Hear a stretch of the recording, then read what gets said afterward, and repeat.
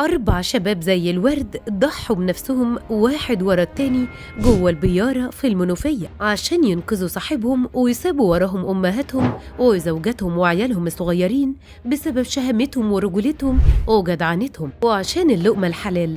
فتعالوا معايا أعرفكم قصة الشباب ال4 أولاد محافظة الغربية اللي راحوا في بيارة الصرف بطريقة حزينة جدا عشان ينقذوا روح صاحبهم، وإزاي كان مشهد وداعهم والصلاة عليهم في وقت واحد بعد صلاة الجمعة كان رهيب. حالة من الحزن الشديد حصلت بين أهالي قرية الرجدية بمركز طنطا في محافظة الغربية بعد الإعلان عن وفاة 4 من شباب القرية بعد سقوطهم جوه بيارة صرف صحي في قرية الماي بمركز شبين الكوم في محافظة المنوفية.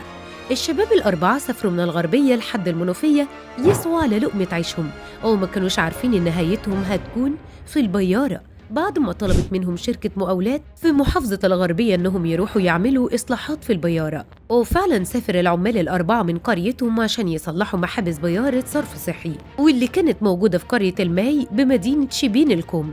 نزل واحد منهم عشان يصلح محبس من المحابس، ولكن اتسبب الغاز اللي جوه البيارة صابته باختناق، وده تسبب في رحيله عن الحياة في غمضة عين. أصحابه شافوه وهو بيفارق الحياة جوه البيارة بعد ما كان مربوط بحبل للنزول، فحاولوا إنهم ينقذوه ونزل واحد ورا التاني، وكل ما ينزل حد منهم يفارق الحياة فوراً لحد ما راحوا هم ال4 شهامتهم مع بعض فضحوا بحياتهم لمحاولة إنقاذ صديقهم وزميلهم في الشغل.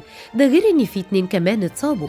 الشباب ال4 كانوا في عمر الزهور في الثلاثينات من أعمارهم، وسابوا وراهم أسر حزينة عليهم، وأطفال كانوا بيربوهم، وستات كانوا زوجاتهم، وقرية لبست الأسود كمان عليهم. اتوجه الأهالي فوراً بعد الإعلان عن الخبر الحزين وراحوا على مستشفى شبين الكوم، وده بعد ما تم نقل الجسامين لمستشفى شبين الكوم التعليمي عشان يشوفها الطب الشرعي.